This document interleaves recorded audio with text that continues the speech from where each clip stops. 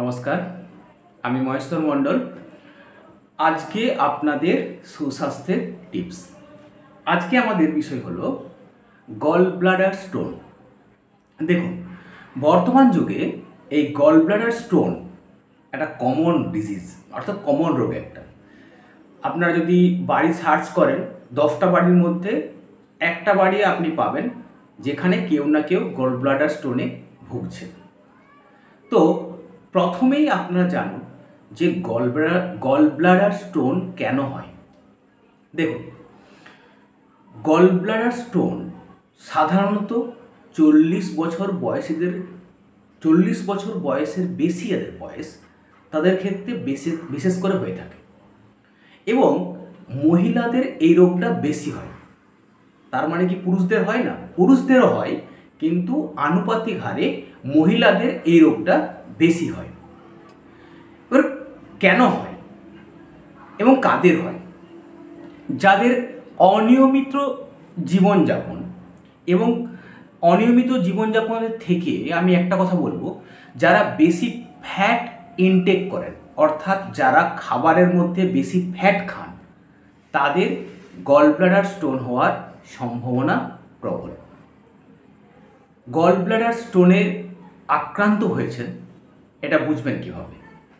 দেখুন, gall bladder স্টোনে আক্রান্ত হলে প্রথম সিমটমস হচ্ছে আপনার ডান দিকের তলপেট, যেটা বলে, অর্থাৎ পেটের নিচের অংশে ব্যথা হবে, এবং সেই ব্যথাটা কন্টিনিউ হবে তা কিন্তু নয়। আজকে হলো, দুদিন পরে আবার একদিন হবে, আবার থামলো, দুদিন পরে আবার একদিন হবে, এবং সেই ব্যথাটা আস্তে আস্তে ডান দিকের পিঠ পর্যন্ত যাবে।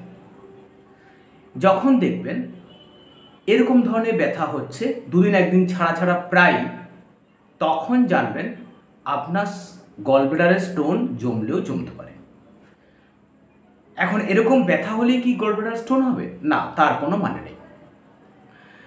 2 নম্বর পয়েন্ট, আপনার পেটের মধ্যে প্রচুর গ্যাস হবে। 3 নম্বর পয়েন্ট, গ্যাস হওয়ার সাথে সাথে আপনার কনস্টিপেশন হবে, অর্থাৎ কোষ্ঠকাঠিন্য হবে। এখন আমরা কি করি? আমাদের পেটে শুরুতেই গ্যাস হয়ে গেলে আমরা অ্যান্টাসিড নিয়ে নিই।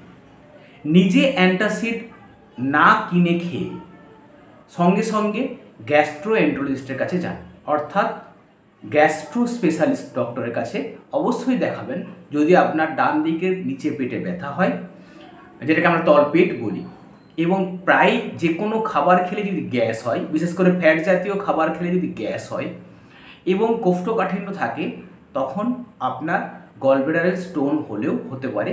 এই বিষয়ে একটু সতর্ক হন এবং গ্যাস্ট্রো এন্টারোলজিস্টের কাছে বা গ্যাস্ট্রো স্পেশালিস্টের কাছে যোগাযোগ করবেন। এরপরে হচ্ছে আপনারা গল ব্লাডারের স্টোন হলে কখন এটা বিপজ্জনক হয়ে যায়। গল ব্লাডার স্টোন সাধারণত একটা কমন রোগ, এ বিষয়ে ভয় পাওয়ার মতো কিছু নেই বা প্যানিক করার মতো কিছু নেই। গল ব্লাডার স্টোন কখন মারাত্মক হয়ে ওঠে? যখন গল ব্লাডার স্টোন থেকে আস্তে আস্তে প্যানক্রিয়াটাইটিসের দিকে যায়, অর্থাৎ প্যানক্রিয়াটাইটিস হওয়ার আগে আপনার শরীর থেকে গল ব্লাডার স্টোন যেটা আছে সেটাকে বার করার ব্যবস্থা করবেন। এই বিষয়ে কোন ডক্টরের কাছে প্রথম যাবেন? না, গ্যাস্ট্রোএন্টারোলজিস্টের কাছে প্রথম যাবেন এবং সেই অনুযায়ী ট্রিটমেন্ট করবেন। নিজেরা ওষুধ দোকানে বলে বা ওষুধ দোকান থেকে কোনো মেডিসিন কিনে গ্যাসের ট্যাবলেট খাবেন না। আজ এ পর্যন্তই। আজকে এটাই ছিল সুস্বাস্থ্যের টিপস। ধন্যবাদ, ভালো থাকুন, সুস্থ থাকুন।